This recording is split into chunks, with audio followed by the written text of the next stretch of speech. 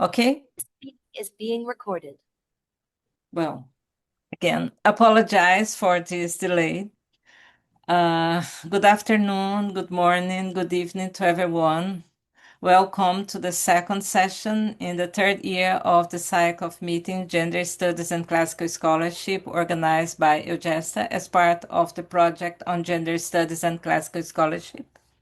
EuGeSTA is the European Network of Gender Studies in Antiquity and was founded by Professor Jacqueline Fabre-Serris, a Latinist at the University of Lille in 2009. The network brings together scholars from various areas of study of antiquity, including language, literature, archaeology, economics, law, medicine, philosophy, history, art history, religion, and reception studies, who share an interest in gender. In 2011, an open access academic journal of the same name was launched under the editorship of Jacqueline and Judith Hallett, and more information about the project can be found at the website of EuGeStA Project, Gender Studies and Classical Scholarship. In a new phase of the the Recherche EuGeStA, the cycle of meeting was organized and is now in the third year. The aim of this project is to disseminate important publication in gender study on bi-monthly basis. After 9 sections in the last years, which were recorded and can be accessed on the project YouTube channel, we arrived in the 10th session in this fall. Well, for us here in this global south is spring for you, but here is fall. With the presentation of the 2 more books by their authors and comments by invited speakers. The session will follow the same structure in the previous session: 5 minutes of introduction, 15 minutes for each speaker, and 10 minutes for each respondent. So the session will last about 1 hour 20 minutes with an extra 10 minutes that we exclude because of the delay. I'm sorry. And I won't be draconian in enforcing the schedule, but I hope to follow it and ask you for cooperation in doing so. This is a multilingual activity. English has been the language most used by the speakers and respondents, but the participants are welcome to speak in their preferred language: French, Spanish, Italian, Portuguese, etc. We only ask the version of the text in English to be projected on the screen. With this format, we believe that we can stimulate interactions among the participants and bring visibility to work from various parts of the world.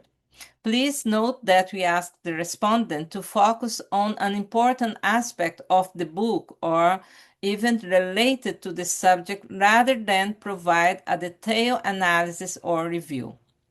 In this session, we have 2 books published in the last year to be presented. The first is The Art of Queenship in the Hellenistic World, 2025, by Patricia Kim, an art historian, curator, and educator based in New York City. She's assistant professor at the New York University and a specialist in visual and material culture of the ancient Mediterranean and Western Asia.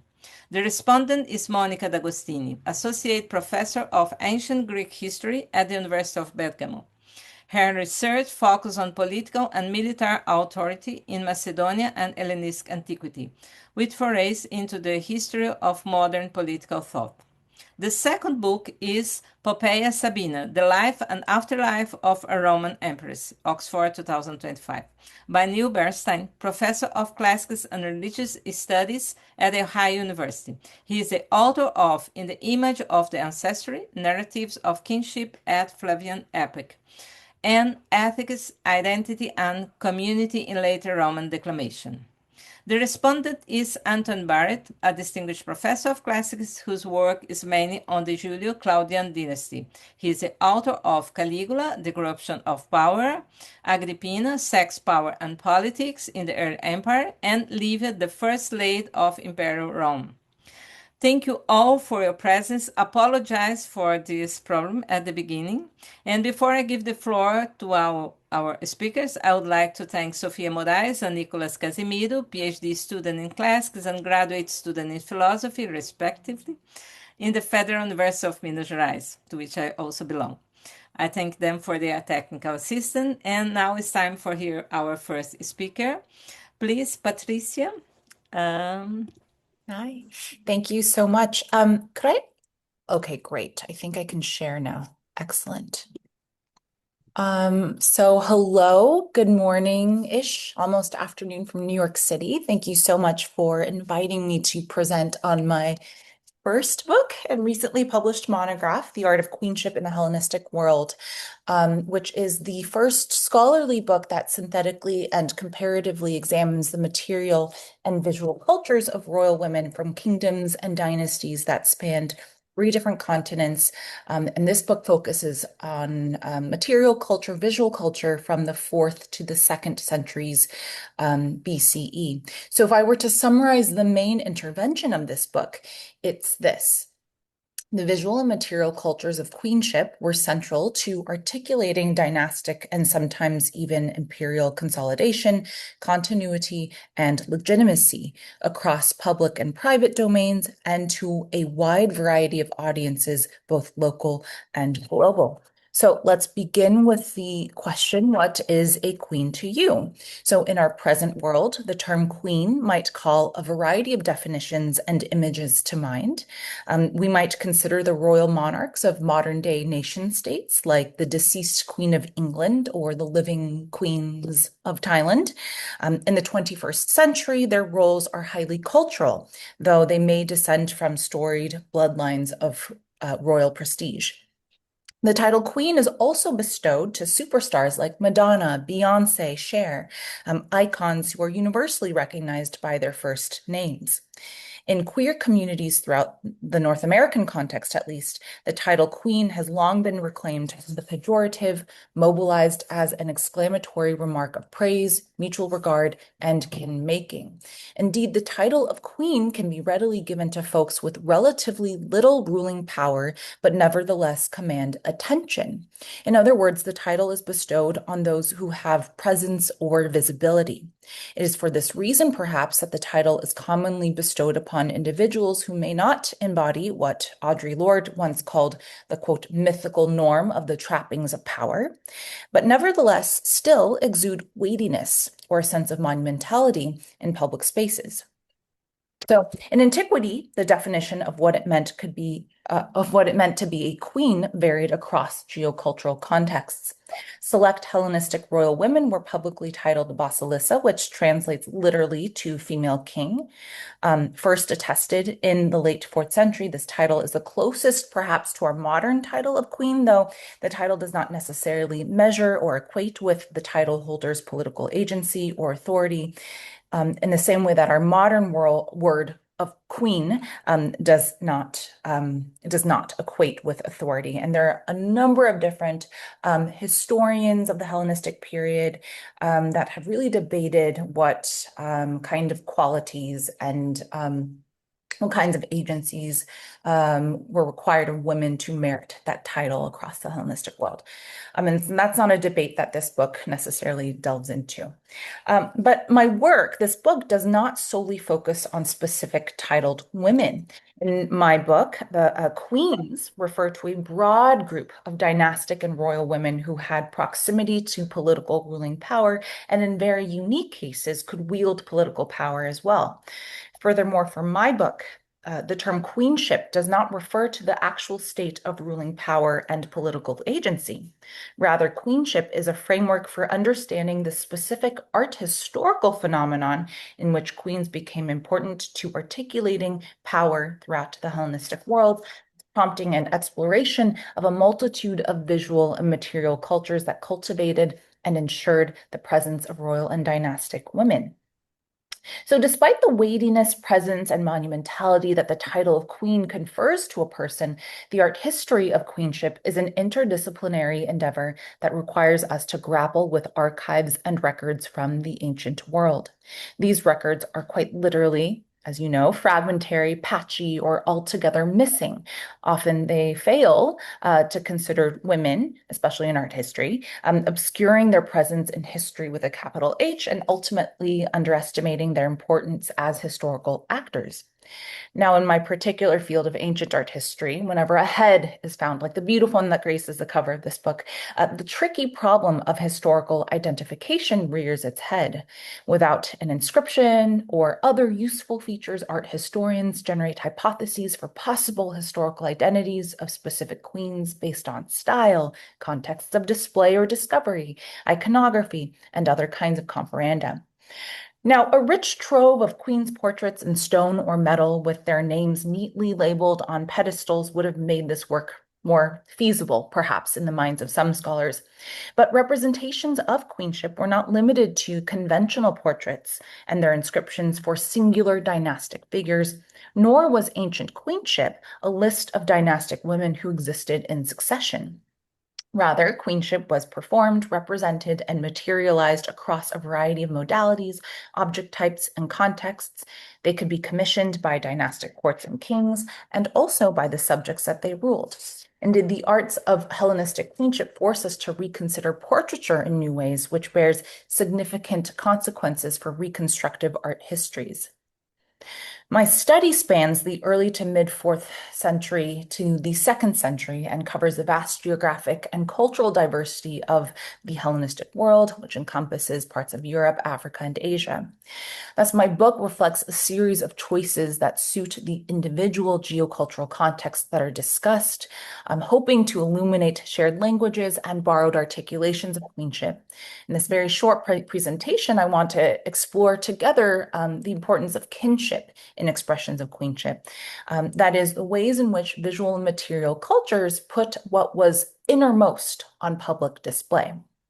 It was through these intimate prescriptions that power dynamics were publicly reified, especially in the colonial and imperial situations of the Hellenistic world. So I'm going to offer one vignette, given the time that I have, and it's going to be an example that I have found particularly evocative, an example of what I'm calling ephemeral portraiture from the Seleucid Empire, which at its largest spanned the whole of West Asia in the 3rd and 2nd centuries under the reigns of Antiochus III, and his cousin/wife, Laodike III, the Basilissa Caia Delphi, the queen, and the sister. So Laodike was a very public-facing queen whose generosity and popularity are preserved in our epigraphic evidence. But I want to take a look at a very singular and small corpus of evidence for her pan-imperial cult, which was instituted around her death in about 193.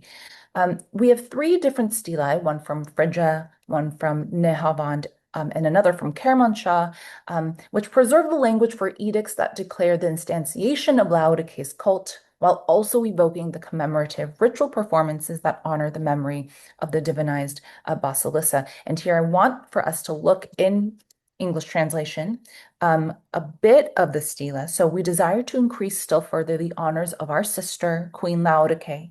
There are to be established in the same districts chief priestesses of her also, who shall wear golden crowns bearing her icon, her image, portrait image, and who shall be mentioned in the contracts after the chief priests of our ancestors and of us.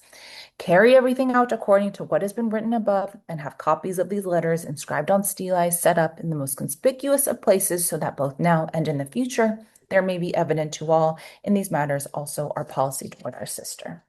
Beautiful.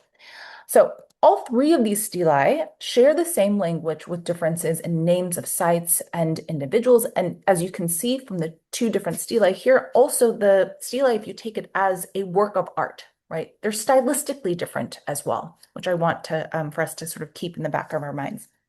Each of these sites were located near Seleucid military garrisons, suggesting that the cult was set up strategically with Seleucid soldiers, administrators, and officials in mind.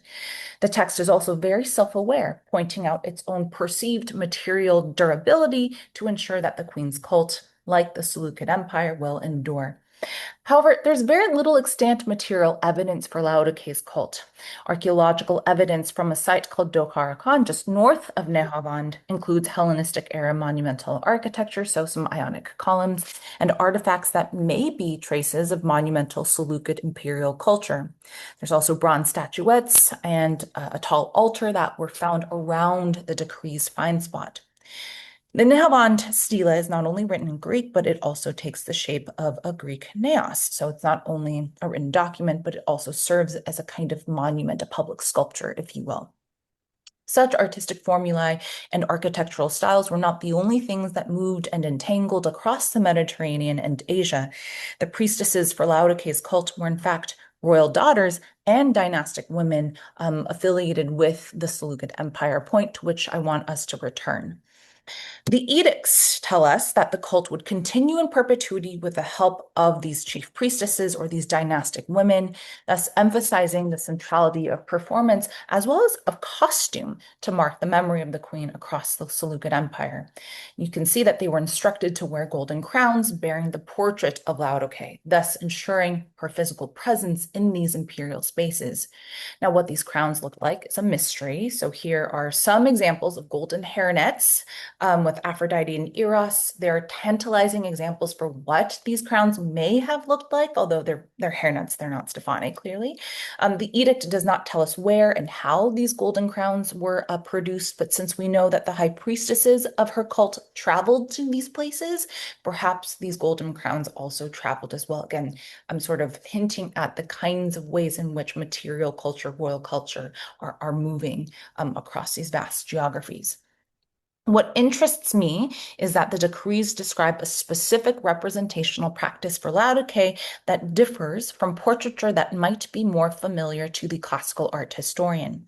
It's significant that the priestesses of the queen's cult wore Laodice's golden portrait on top of their heads in juxtaposition with their own faces. Wearing the image of a specific and identifiable person is a sign of allegiance as well as a demonstration of closeness, and in this case, kinship with that particular figure. These golden crowns facilitated the divine epiphanic arrival of the queen simultaneously across the empire. One might say describe it as a material distribution of the Seleucid queen that resonates with, but is still dissimilar to objects that circulated the queen's image through coinage or ceilings or pottery. These portrayals relied on the priestesses to activate them and give the queen physical presence. Thus, the cult depended on both Laodice's image as well as on the real physical bodies of the priestesses who descended from dynastic stock. In doing so, royal priestesses embodied Laodice by becoming the pedestal for Laodice's image, providing the viewer an opportunity for both divine and dynastic encounter across the Seleucid Empire. Thus, the edicts for Laodice's cult reaffirmed notions of familiarity between local communities and the Seleucid court, such that genealogical networks and fictive kinship ties were critical for Laodice's cult in two specific ways. First, they posture Laodice as the sister of the empire. This is something that we see across the epigraphic evidence, invoking the Adelphi, right, creating a sense of familiarity between the dynasts and their subjects.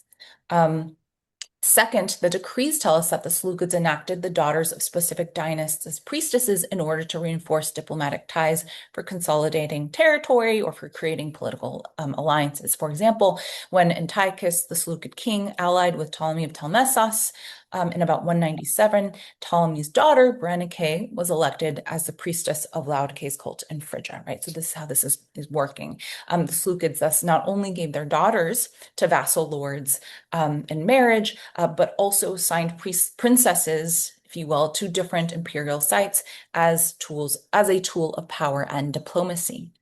Overall, these ephemeral instantiations have activated the luxurious portraits of Laodice, invoking or creating a unique portrayal that hybridized the bodies of different dynastic women, illuminating the complexity and multiplicity of Seleucid royal femininities, its movements, mobilities, and imperial duties. Now, this vignette exemplifies the ways I've theorized queenship throughout my art historical work. First, it demonstrates a different method we might mobilize to approach, to trouble, and to rethink the ways we identify visual and material cultures of queenship generally, but in this case, in relation to the category of portraiture.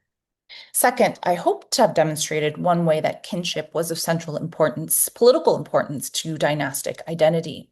Here, acts of sisterhood or motherhood or daughterhood and so on are not bound to or by legal frameworks of the family that are restricted to marriage and blood relation.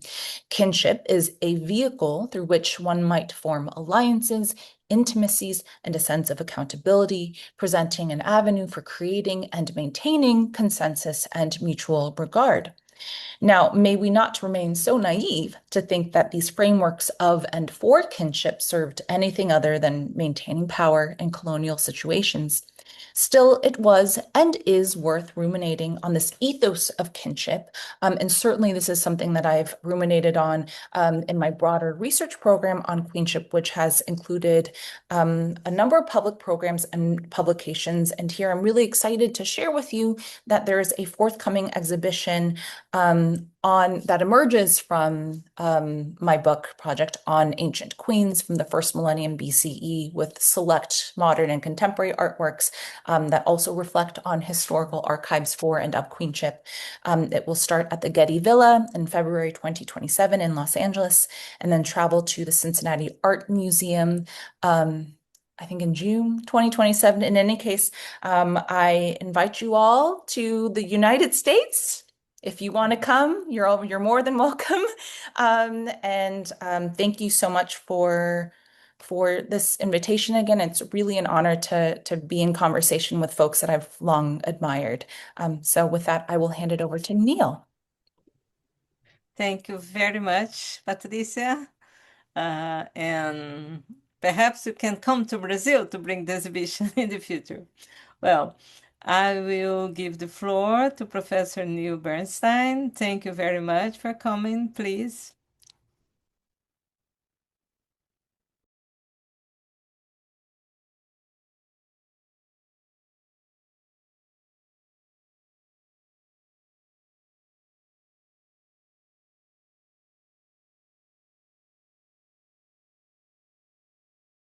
Okay, thanks very much. Is everyone able to see a presentation? Okay, I cannot, so give me 1 second so I can see both myself and so I can see both you and the presentation. Okay, that didn't do it. Sorry, bear with me.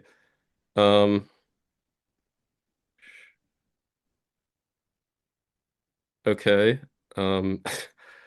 I am not able to, I can see various combinations of participants, but I can't see both my window and both my presentation and persons. So I guess I will just go with my window here. Okay.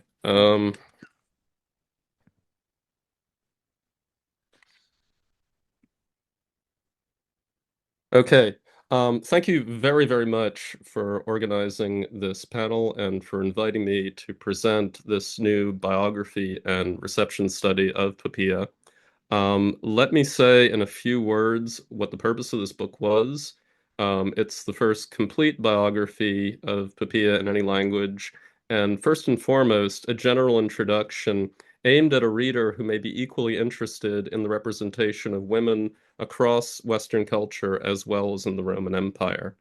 The subtitle of the book is Life and Afterlife, and I've tried to pay equal attention to both. It was, in fact, my original intention to write the book primarily on reception, but Oxford, perhaps wisely, requested me to review the ancient material as well. In my point of view, that's not where the book's primary contribution is. The primary contribution is on afterlife. And I am grateful on virtually every page to the remarkable work of Anthony Barrett, Champlin, Drinkwater, Mallets, and others on the ancient representation of Poppaea. So let me very, very briefly review what can be known about the life of Poppaea Sabina. Her father was accused of being one of Sejanus's conspirators and executed under the Emperor Tiberius, probably when Poppaea was no more than 2 years old.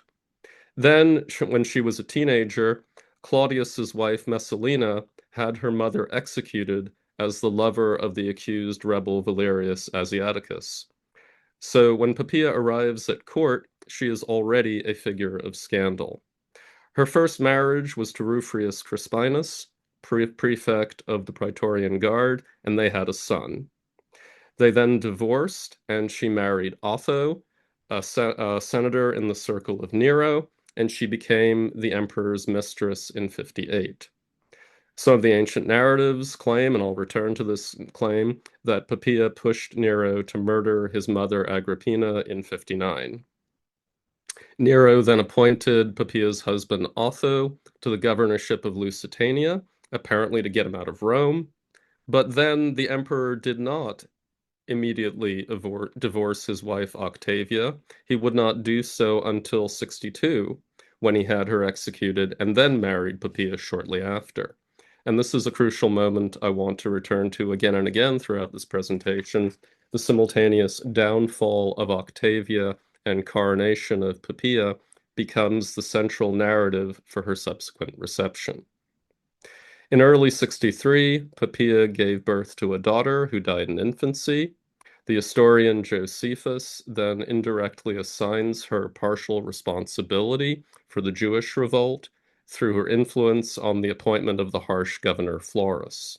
In 65, when Poppaea was pregnant with her second child by Nero, the emperor kicked her to death in a drunken rage.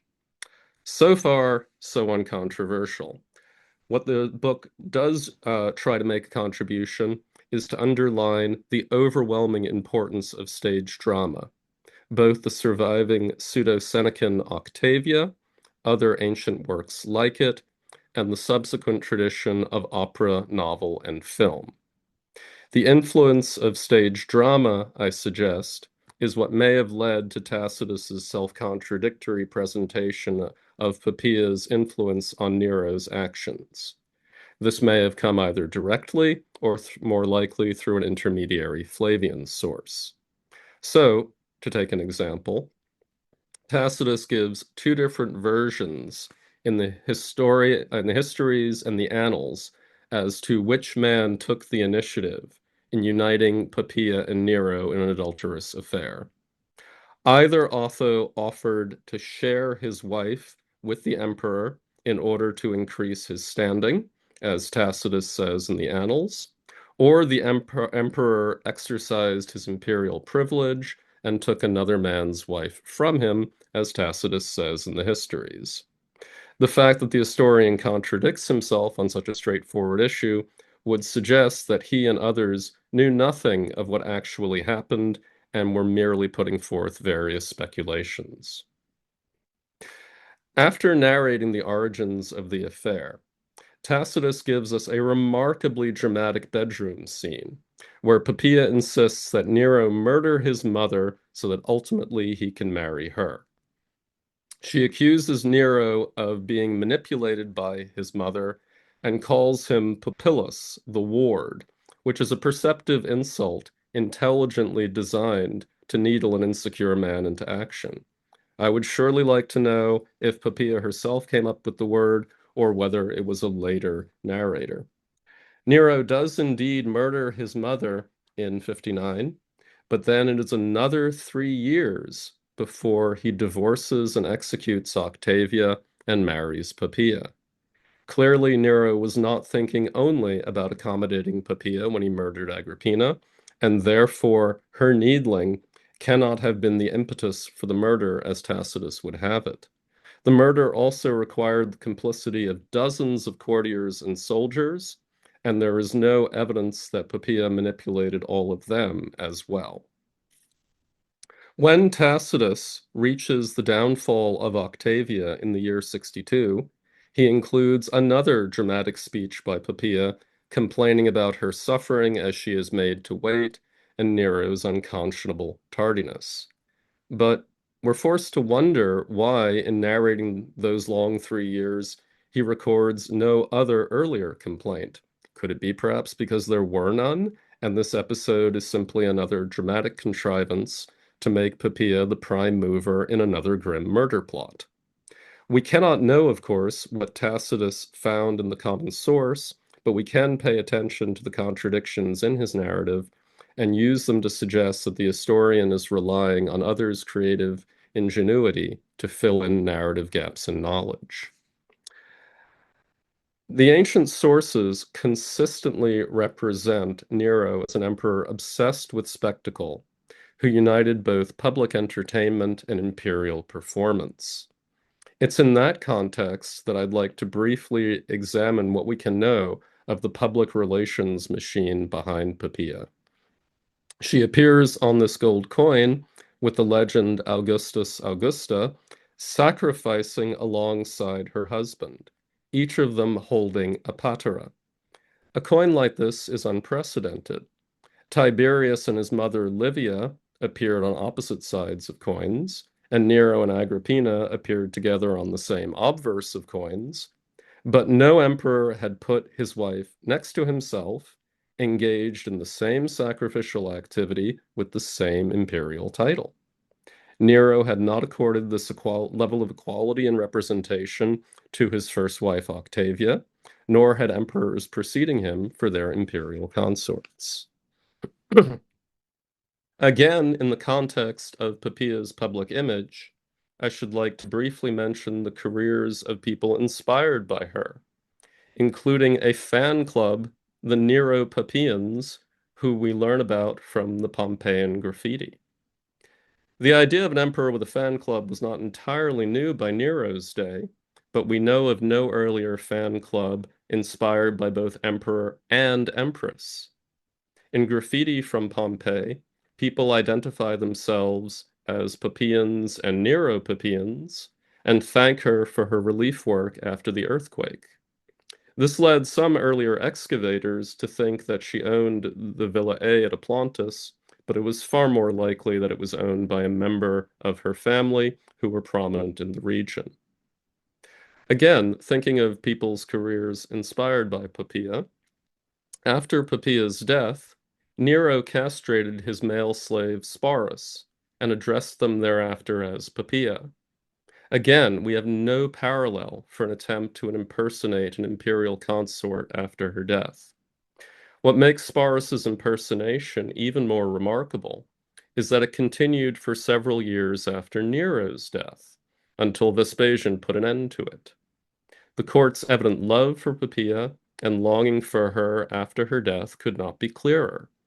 This evidence again suggests that commemoration of Poppaea inspired the dramatists and historians whose tradition gave us the surviving tragedy Octavia, presumably many other lost tragedies, and the common source used by Tacitus, Suetonius, and others. We may also assume the existence of a robust folk memory parallel to these creative works. This was a woman who had been talked about from the moment she appeared at court wearing a veil. Okay, I turn now in the latter half of my talk from ancient fantasy to early modern and contemporary examples. One of my major initial inspirations in writing the book was tracing the differences in Poppaea's representation throughout the history of opera. Claudio Monteverdi's coronation of Poppaea gave us an unforgettable, if completely inaccurate, version of the empress, and also helped to set many of the conventions of the comparatively new art form of historical opera. The ancient Nero did indeed make his lost wife a goddess, but Monteverdi shows the goddess Venus herself making Poppaea an earthly goddess not after her death, but at the moment of her marriage. In the Neoplatonic tradition, followed by the librettist Giovanni Busanello, her astonishing beauty allows her to transcend the moral plane. The beauty of the singer's voice allowed the Neoplatonists to think about both performer and character as figures of earthly vanitas. These themes would prove significant both for the history of opera and for the last moments of Neoplatonic thought in Europe. But they take us very far away from the actual Roman woman into the familiar realm of misogynist fantasy. Handel's opera Agrippina revisits some of the same material from a completely different perspective, making Poppaea a minor character in an extended farce where she hides 3 different men in the closets of her apartment. We must accordingly wait until 2019 and Michael Hirsch's contemporary opera simply named Poppaea to see her represented as the suffering and abused figure she actually was. Especially after Me Too, we can more clearly see, even if the ancients could not, how ancient and early modern retelling of her story have traditionally framed her as a manipulator rather than a victim. Hirsch restores elements of Poppaea's story that other dramatists suppressed, such as the murder of her parents by the hostile emperors, her untenable position in the face of Agrippina's hostility, and of course, Nero's abuse that culminates in her murder. Let me trace another strand of reception that leads through the most influential modern fiction created around Poppaea. This is Henryk Sienkiewicz's novel Quo Vadis and its subsequent movie adaptations. I begin a century before the Polish novel with Edward Gibbon's Decline and Fall of the Roman Empire. Gibbon's sole mention of the Empress Poppaea occurs during his narrative of the Great Fire at Rome and its consequences. As any schoolboy knows, Nero persecuted Christians as scapegoats for the fire. Why? The ancient sources simply say they were obnoxious. Gibbon reads Josephus, who says that Poppaea gave assistance to Jewish priests when they interceded with her regarding a wall they had built around the Jerusalem temple.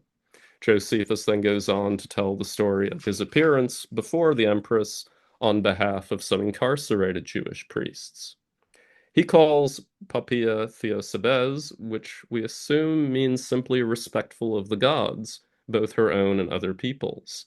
It does not mean that she was a convert to Judaism or a person with very strong interest in the religion.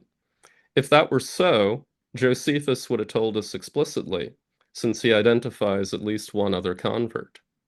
Nevertheless, Gibbon dreams up Poppaea's interest in protecting her Jewish community at Rome by seizing the opportunity of the fire to convince Nero to eliminate their putative rivals, the Jewish sect of Christ followers. I don't know if Gibbon is the oldest source to dream up this particular blend of misogyny and anti-Semitism. It's simply the oldest one I can conveniently find.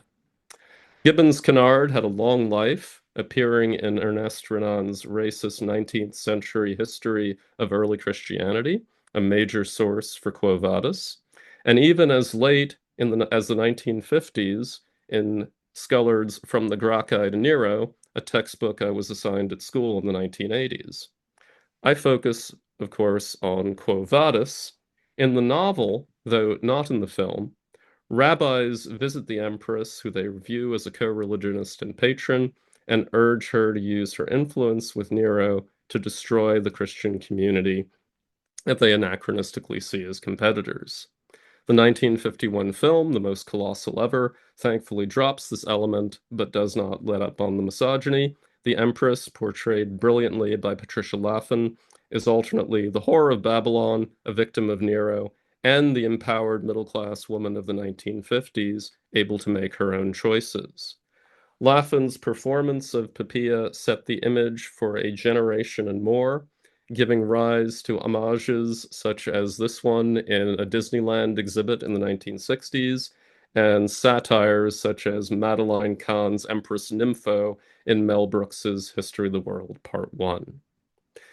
Like so many famous figures from the ancient world, the handful of ancient pages narrating the brief life of the Empress Poppaea invited later generations to fantasize. We will never know how she would have chosen to represent herself. The history of fantasies that I have reviewed here usually say more about the state of gender relations and perceptions of imperial power prevalent at their respective times, more than they do so about the reality of the ancient figure. Thank you very much again for your invitation and for your time and interest. Thank you very much, Professor Neil. Now I give the floor to Monica D'Agostini. Thank you, Monica, who will comment Patricia's book. Please. Hi, thank you for inviting me. I will engage in a very brief survey of the aspects of the book that I liked most. And then there's some, I would say, remarks that I hope will open the floor for discussion. They're not supposed to be how can I say, provocative. They're just thoughts out there. So just please, Patricia, take them as positive, not negative. Okay. So Patricia's came The Art of Queenship in the Hellenistic World, which I do also have it here, offers a compelling reevaluation of royal women's involvement in political representation, challenging the older narratives that relegated queens to the margins of power. As a respondent to this volume, I found her central argument that material and visual culture related to queenship was not merely ornamental, but constituted a dynamic and adaptive form of political practice, supporting and conveying dynastic consolidation and legitimacy. Well, this argument is both persuasive and methodologically significant. Kim's work stands out for its careful synthesis of material evidence with literary and epigraphic sources. By weaving together these strands, as we have seen from the example, she reconstructs a nuanced picture of queens as active participants in dynastic and continuity and empire building, focusing on their role in the expression of power. What is particularly effective is her refusal to treat queenship as a monolithic institution. Instead, she highlights its variability across different political and cultural contexts between the 4th and the 2nd century BCE, showing how local traditions, court structures, interactions with non-royal subjects, which is central, and individual personalities shaped the scope and expression of female power. This approach avoids overgeneralization and allows for a more grounded understanding of historical realities. In this respect, I found the first and the second sections of the volume the most interesting, original, and comprehensive. Kim analyzes monuments and evidence relating to Anatolian and Macedonian female leaders, providing a thorough and analytical survey of women's monumental engagement in public space in the 4th century. She begins with the Nereid monument, the Heron, built by the Lycian ruler Arbinas Exanthos, showing how Lycian political culture already incorporated women into its triumphal visual program. From Lycia, Kim moves to the public engagement of prominent women from the Hecatomnid and Argead dynasties, as well as the Spartan case of Cynisca. She moves effectively between inscriptions and material culture, and particularly notable is the case of Eurydice, mother of Philip II, who dedicated at least 2 statues bases to the cult of Eucleia in Aigai Vergina. These may be connected to a female statue and head found in the same context, possibly representing Eurydice herself. This is now displayed as such in the new Vergina Museum, and I saw it last year with a big Eurydice label. The dedication seems to originate from Eurydice's own initiative to elevate her status within the royal clan by establishing ties with the Eucleia sanctuary. Kim connects this to the patronage of Cynisca at Olympia and Sparta, emphasizing these women's direct initiative in shaping their dynastic image and conveying the image of power of their clans. Her discussion of the mausoleum of Halicarnassus and other Hecatomnid material evidence further demonstrates how female members of ruling families could participate actively in political representation, often as a part of ruling couples. Kim argues that nearby communities were influenced by this model in recognizing dynastic women in honorary practices. Connections are drawn with the Argead Philippeion at Olympia, where Eurydice and Olympias are included in a familial display of power.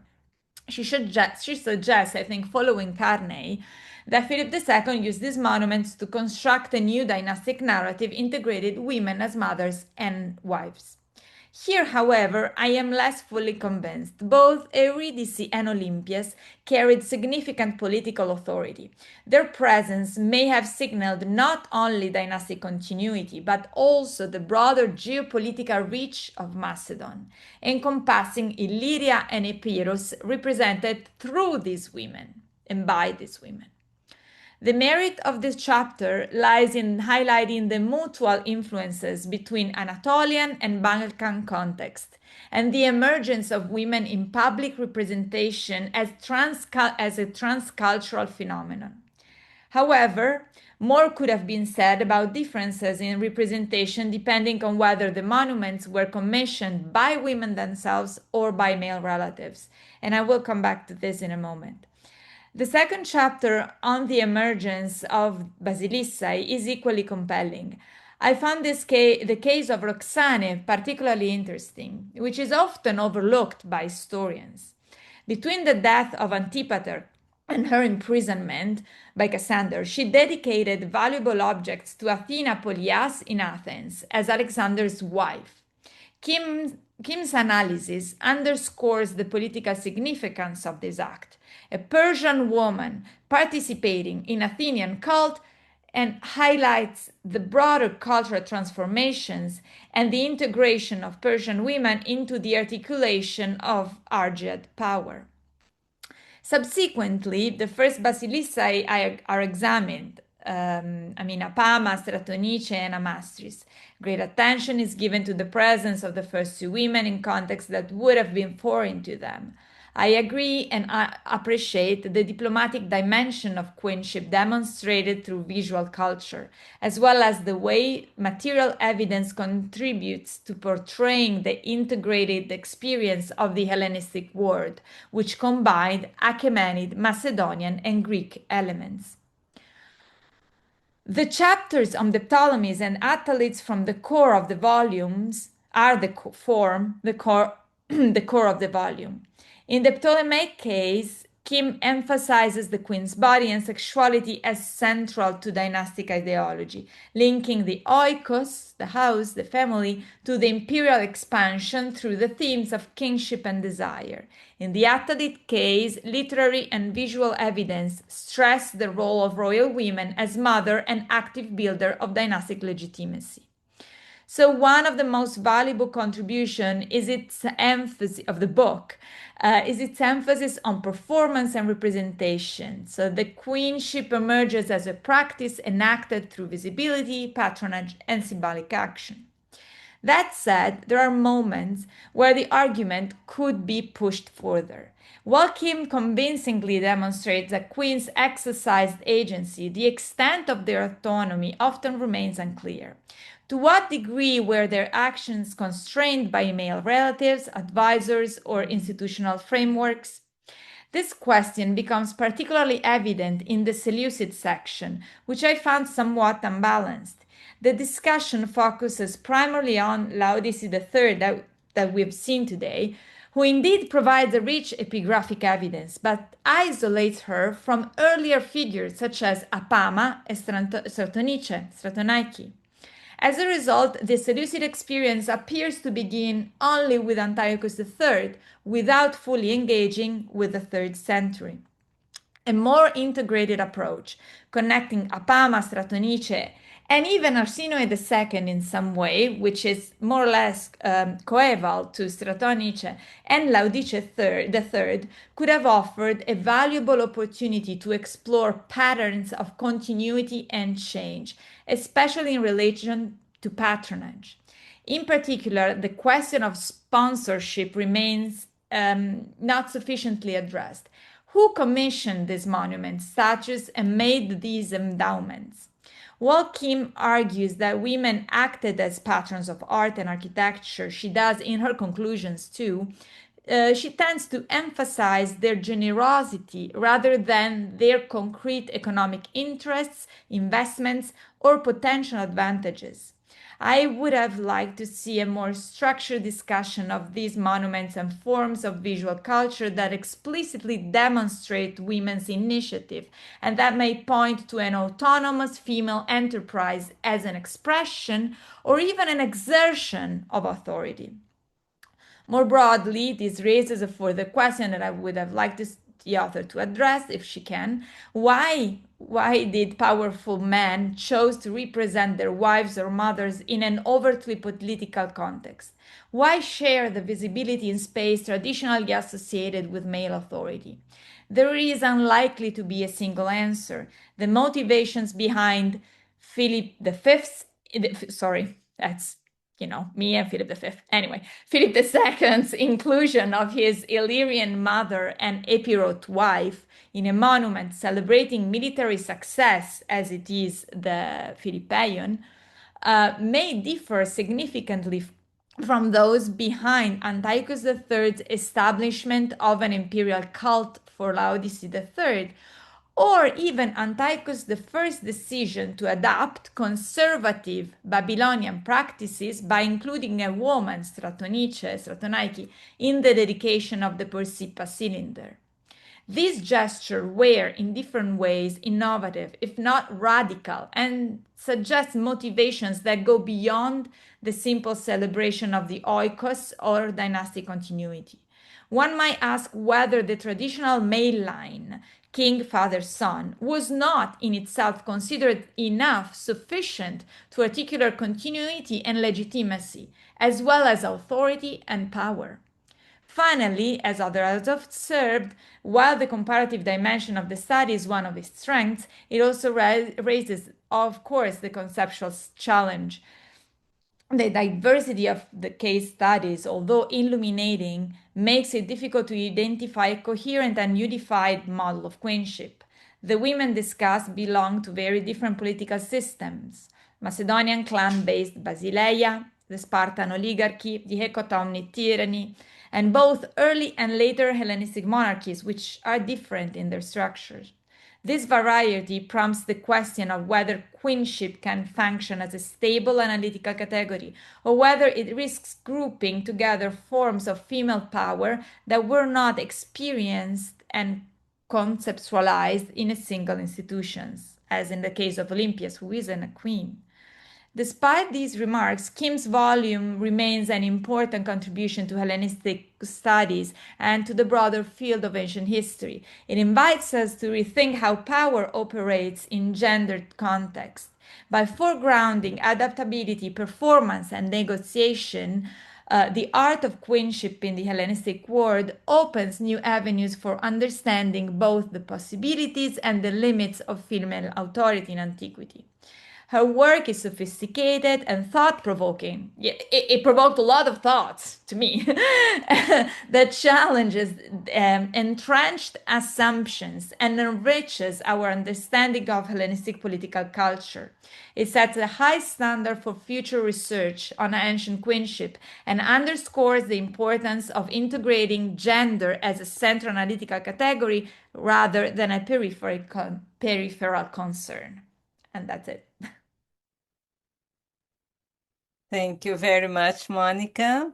Well, we have time later to Patricia to also comment, but now I want to give the floor to Professor Anthony to comment on Neil Bernstein. Thank you very much, Tony.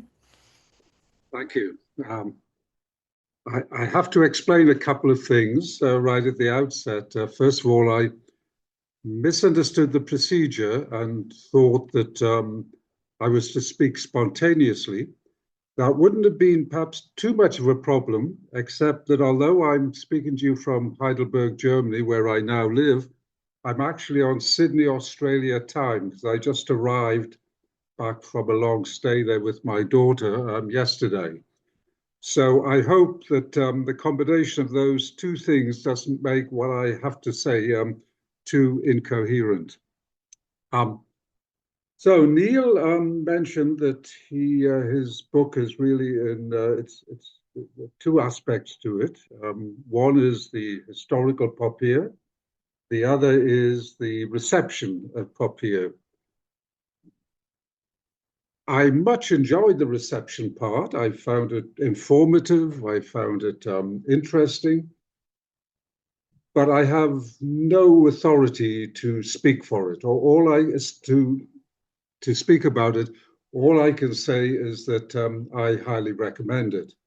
So I want to focus on the historical part, and I can say the same there, that I highly recommend it. I must say, in reading the way that that Neil approached this, I found it kind of a little disconcerting, because I thought this is pretty well exactly the way that I would have done it too. I felt in our approaches we are almost clones there. He exhibits an appropriate skepticism about the sources without throwing out the baby with the bathwater, and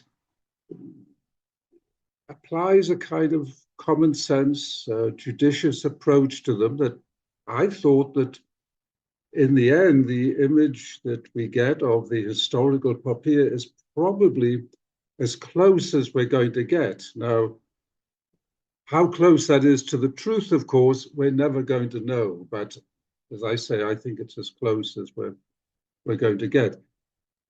There are two aspects of the subject that I'd like to talk about that I think are particularly interesting. Neil mentioned that that after Poppaea's death, Nero used a castrated ex-slave as a kind of Poppaea substitute. He was someone who was supposed to resemble Poppaea. I find this quite fascinating because it seems to me, part of a pattern. The traditional story is that Poppaea persuaded Nero to get rid of his mother, Agrippina. I think we have to take that story largely with a pinch of salt, and I think, again, I'd recommend Neil's approach to that. But one thing that is striking about this is that Agrippina and Poppaea were so very, very similar. They were very, very strong-willed women, women who got a reputation for using their wiles, their sexual allure, as a way to political power. I don't know to what extent there is any truth in that, but it may be the case. And the fascinating thing to me about this is that in both cases, Nero seems to have been eager to be dominated by powerful, able women. In both cases, we know in the case of Agrippina that he eliminated her, that he murdered her. We're also told, as Neil mentioned, that the sources tell us that Nero violently killed Poppaea. He either kicked her or he jumped on her, both pretty horrific while she was pregnant. Is this story convincing? Well, many scholars think that in fact she probably died in childbirth, and the story about the murder came later. And I think Neil again thinks the story of the childbirth is very, very death in childbirth is very, very plausible, but doesn't rule out the possibility that Nero may have murdered her. Now, what we find with Agrippina, where the case for murder is clear-cut, that afterwards, Nero became obsessed with the recollection of his mother. We're told that he had a mistress who looked like his mother, and he would boast when he'd been with her that he had slept with his mother, perhaps creating the later stories of the incest between them.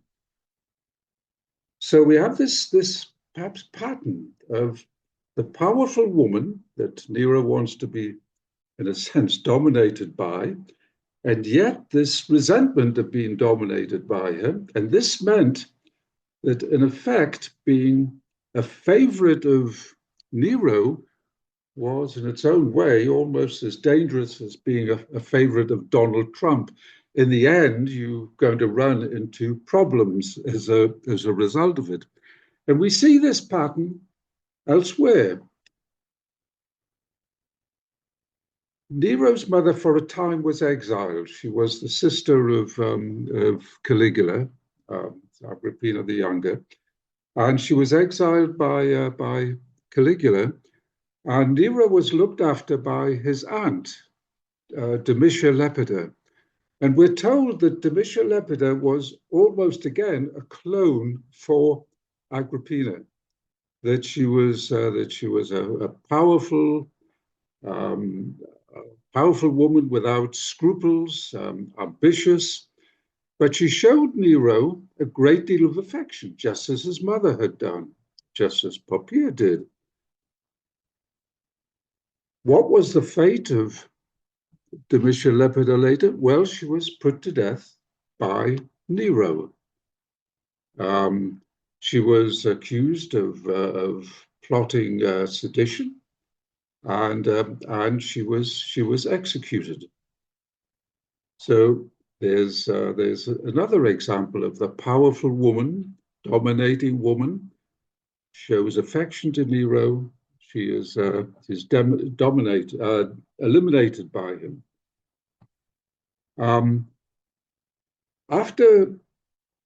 After Nero had become emperor, he also put to death another aunt, confusingly also called Domitia, because they're both sisters of Domitius, his father. A similar pattern. She was someone who had shown affection towards him, and he eventually eliminated her. So do we have this pattern then of powerful women that appeal to Nero, and then he finds that he resents them, gets rid of them? And does this mean that Nero has a problem with women? Well, generally, actually, that doesn't seem to be the case, because we have other cases of women to whom he showed compassion. For instance, after the Pisonian conspiracy, Lucan denounced his own mother. Nero didn't take action against her. So this is really, I think, in many ways, quite remarkable. The wife of Seneca, after the Pisonian conspiracy, tried to commit suicide along with her husband, and Nero intervened to revive her and to exempt her from any threat of retribution. We have the aftermath of the Pisonian conspiracy. The wife of Thrasea Paetus, who was condemned to death,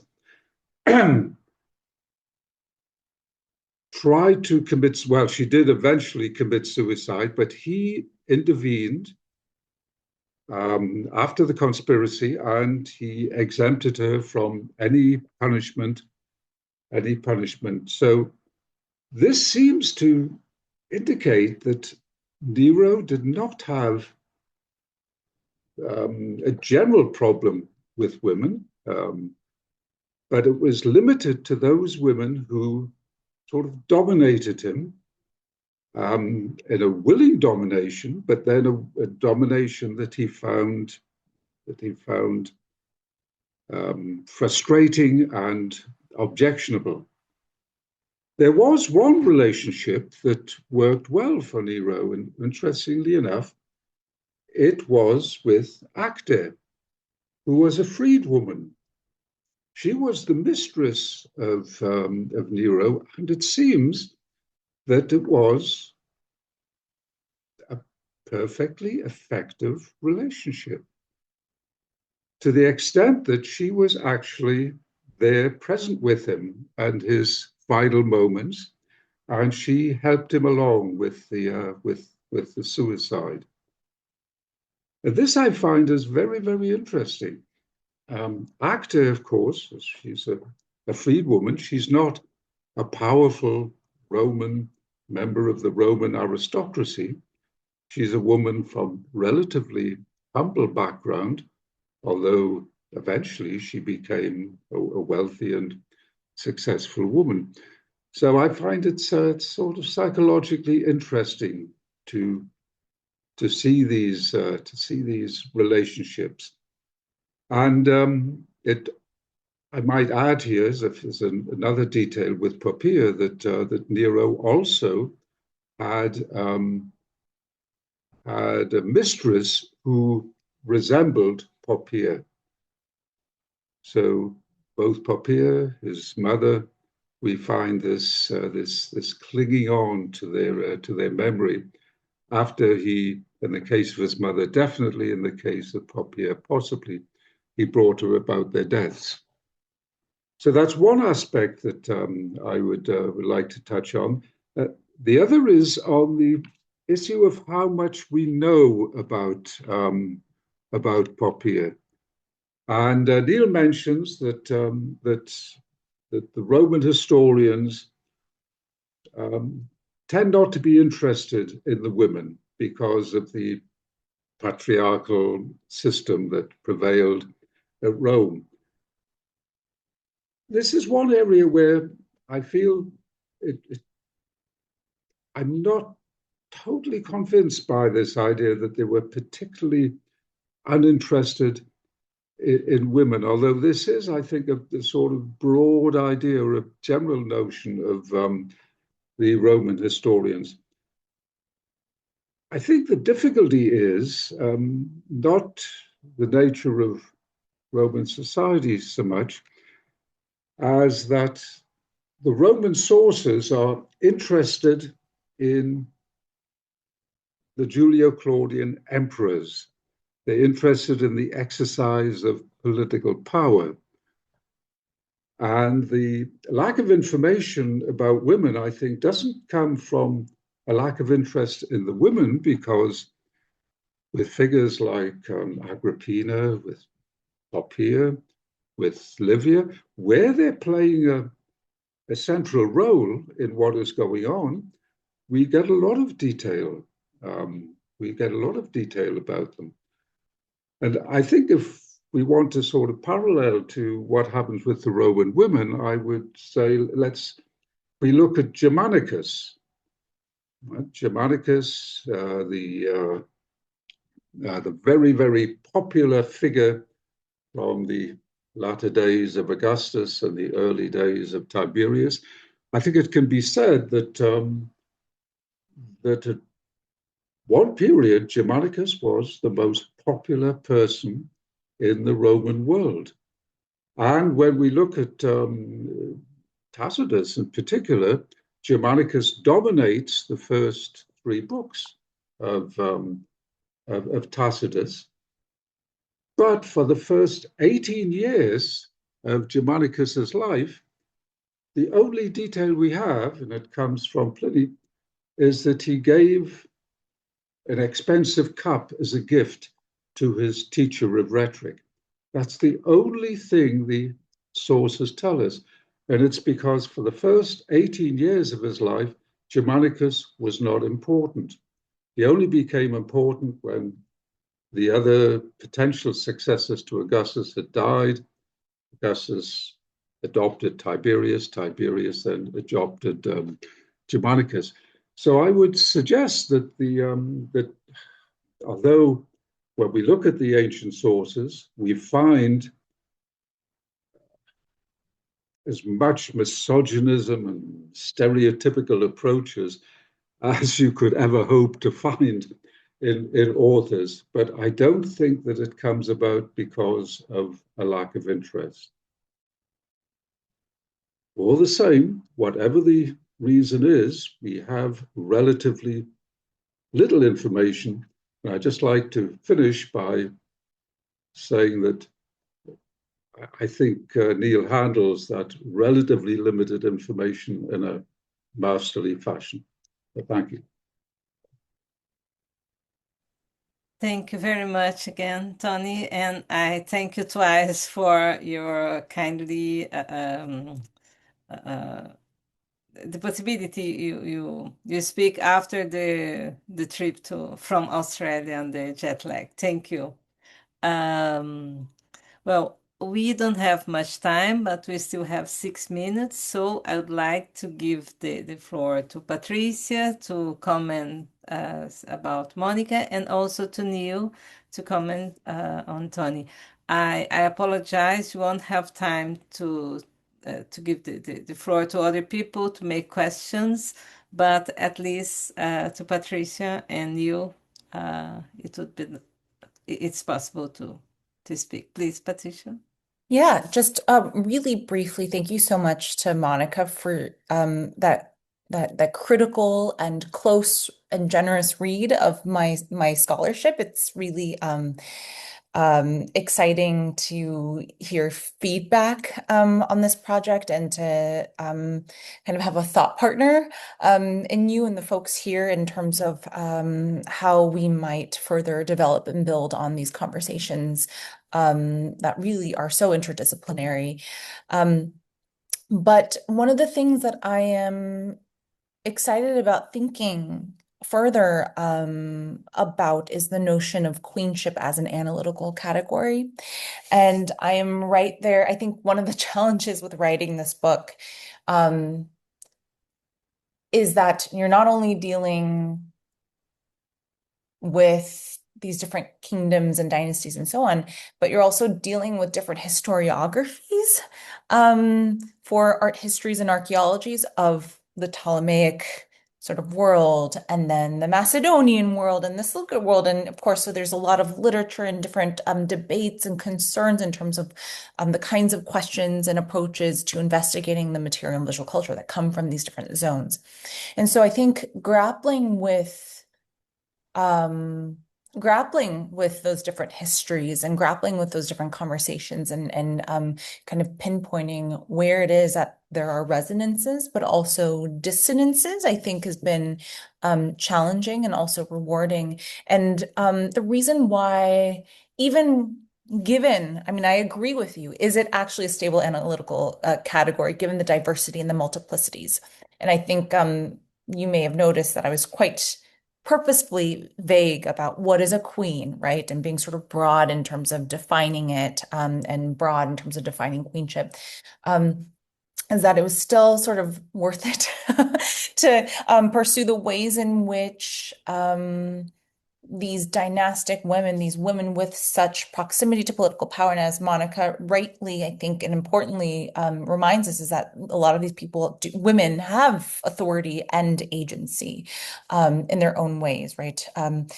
Not just symbolic, but real economic sort of power. I'm losing my train of thought, excuse me. No, it's perfect. Yeah. Yeah, that's like, I mean, the queenship, as you said, it works because it kind of helps us putting together things that we wouldn't be allowed to put together. Exactly. So I Right. think I caught that. But Yeah. at the same time, right, No, I agree with you. you have Yeah. the other side of the coin. Yeah. No, I 100% agree with you. And, looking back at this work,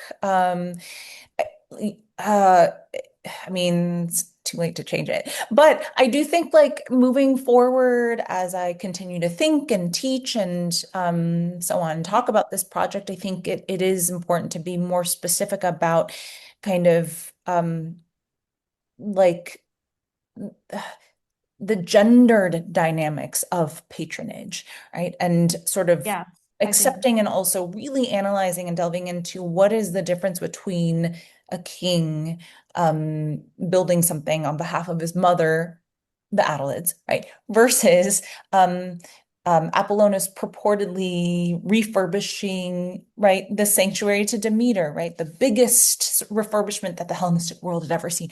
So I think that point is really well taken. And again, I'm just really grateful, and I'll be quiet now because I would but like we can be in touch. we can be in touch, and We also should. give. I would love that. I'm a fan of yours, but I'd like to give Neil some time because I know folks have to go. Thanks again, Neil. Well, I'd like to thank Anthony Barrett for his very kind and supportive remarks. I'm honored and humbled, and also for the three ideas that he put forward, each of which I'm very eager to follow up. First, on Nero's apparent desire to be dominated by powerful women whom he then turns against. I had not thought about Domitia Lepida at all, and that is a perfect model for the kind of narrative pattern that we see repeating again and again and again. And the question is it something accurate about Nero's psychology, or is it convenient drama? In other words, is it a plot device that both a tragedian and an historiographer would find convenient, or is it based in an evident reality? In other words, how do we find the motive behind the fact that he did, in fact, have Domitia executed? So that's the constant puzzle when dealing with these things that may be based in a psychological plausibility, but also make for great theater, great narrative, great declamation, great everything. Second, I'm very grateful for your point that Nero's most successful relationship with an erotic partner seems to have been Acte. And that helps answer, a question that certainly offended Suetonius. How can he imagine his emperor engage with a mere daughter of a quaestor, right? In other words, how Poppaea's emergence from the lower ranks of the aristocracy is another relatively unprecedented matter. Nero presumably had his choice of senatorial women and did not choose one.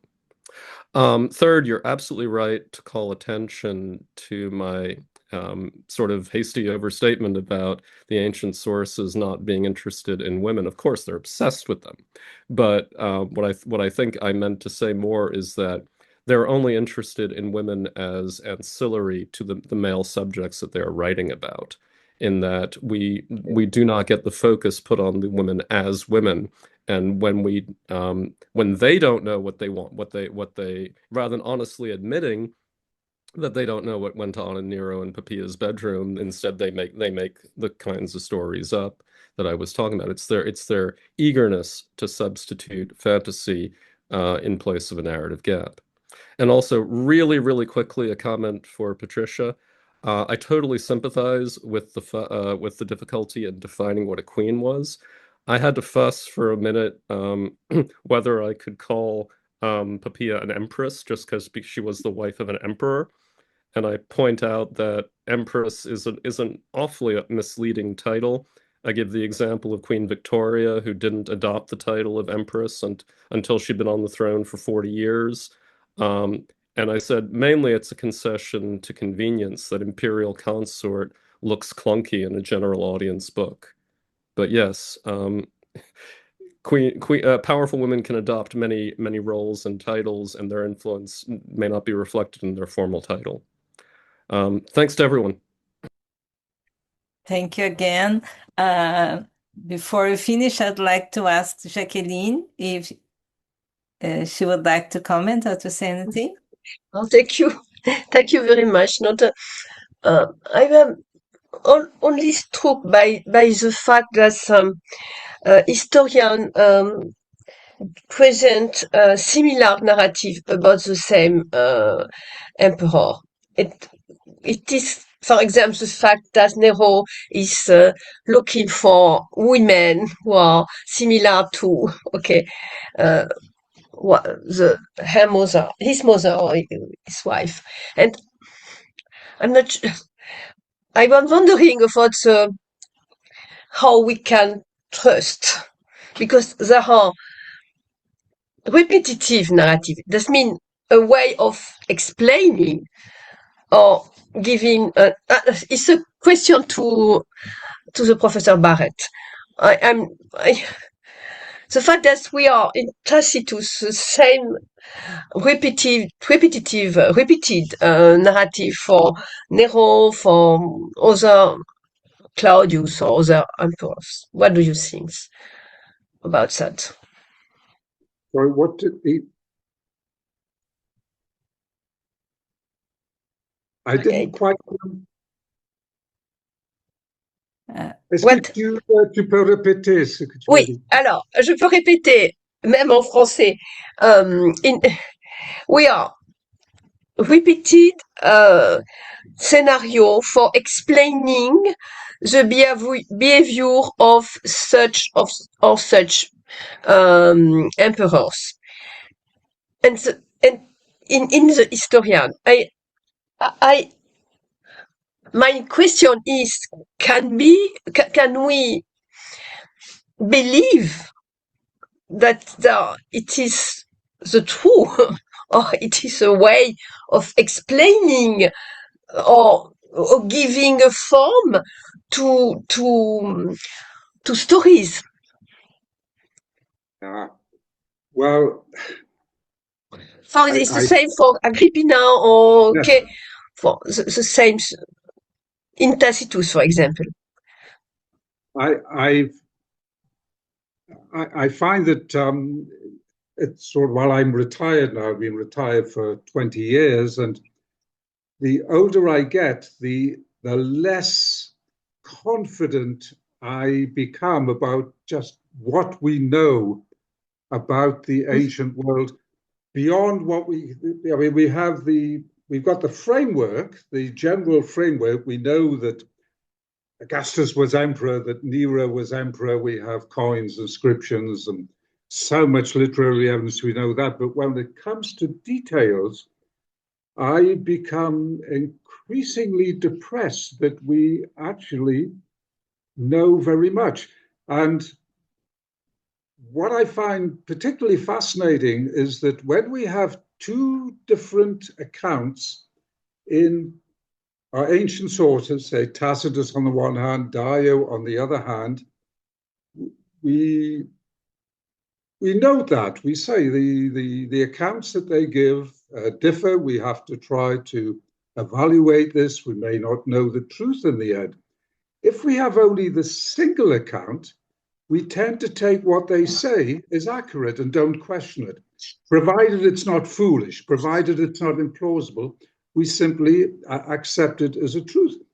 And Absolutely, okay. so little of this is believable. So I say I'm afraid I'm becoming very, very dubious about ever getting anything like a plausible account of what happened in antiquity.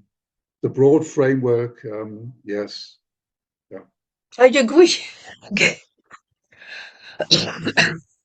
I'm sure I agree with you. We have a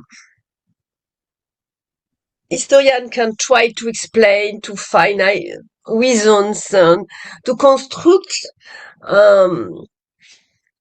narrative that could be accepted depending of what we think about women, about men, about power, about relationship between them. Okay, so